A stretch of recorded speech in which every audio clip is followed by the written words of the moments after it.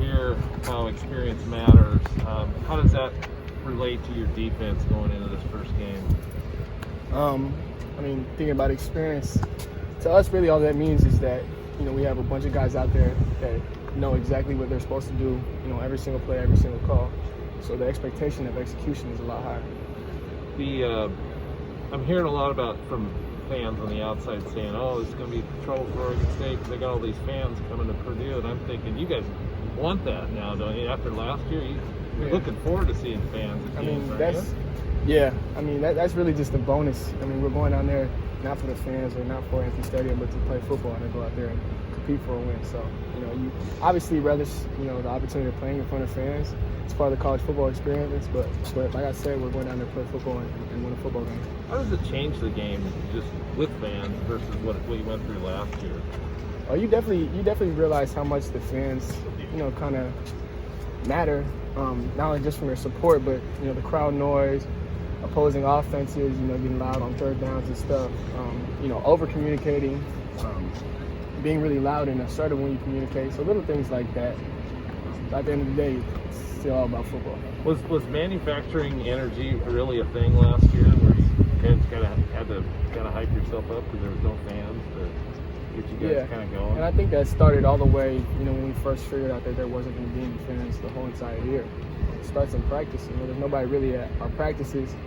For years now, Coach has been saying you got to bring your own energy. So just trying to bring our own energy and just rely on us, not relying on, getting energy from the atmosphere of the fans. Are you a player, though, that feeds maybe off of opposing fans who are booing you, getting on you? I know there's some players who feed off of that. What would you say about yourself? I try not to waver too much, but honestly, to be honest, I love getting booed more than I love getting cheered for. I was asking Coach Chipsar about Isaiah making the Jets roster. What are your thoughts on that? Guy, I said some people on the outside may have felt like he was a little bit overlooked, but you see him on a 53-man. What does that say to you? Man, I couldn't be more proud of Isaiah Dunn, betting on himself, when he could have came back extra year, but he knew himself, he knew his ability, and he gave himself a shot, went and signed with the Jets, and he worked really hard, not just to make the team, but, over his whole entire time here at Oregon State. The amount that he grew as a player, not only physically, but mentally as well, from a football IQ standpoint, and then just being a good teammate. I couldn't be more happy and proud of my brother Isaiah for making the team. Taking on this leadership role this year, what kind of responsibility are you taking on, and just what does it mean to be named a captain by your teammates? Well, I feel like I've been a leader for quite some years, so just really not trying to do much different, being the same way I've always been, being the same teammate and friend, to my teammates that I've always been. But at the end of the day, being voted captain for the second year in a row now, just coming to more of a realization that, I am one of the guys, that my teammates look to first. So just, accepting that responsibility and just continuing to lead the way I lead. How significant would it be not only to open the season with a win, but a win against a Big Ten program? I know every game is week by week, and a win is a win. But what would that do for you guys for this season?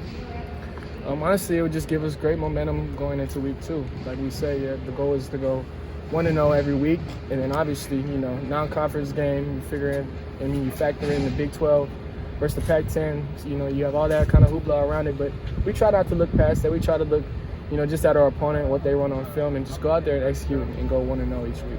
Think they'll have any first game, pre-game nerves getting out there? With me? Yes. I try not to, but obviously, you get anxious to play every single year at that very first play of the game. So I'm excited to see. You mentioned leading the way you lead. Is that more of a vocal type thing for you, or are you a lead by example kind of guy? I think it's both. I think that in order to be able to demand, excellence, or demand that your teammate does his job, you have to first repeatedly show him that you do your job. So I could never go to my teammate and, yell at him, hey, I need you to go do this, if he can't look at me and realize that I do my job on a day in and day out, basis. So I think it's kind of balancing that. You try not to be too vocal, because at the end of the day, that's also the coach's job. But at the same time, we're trying to be a player-led team because we have so many different leaders on this team. So you first have to walk the walk before you can talk the talk. So I'd say leading by example and then being vocal after that.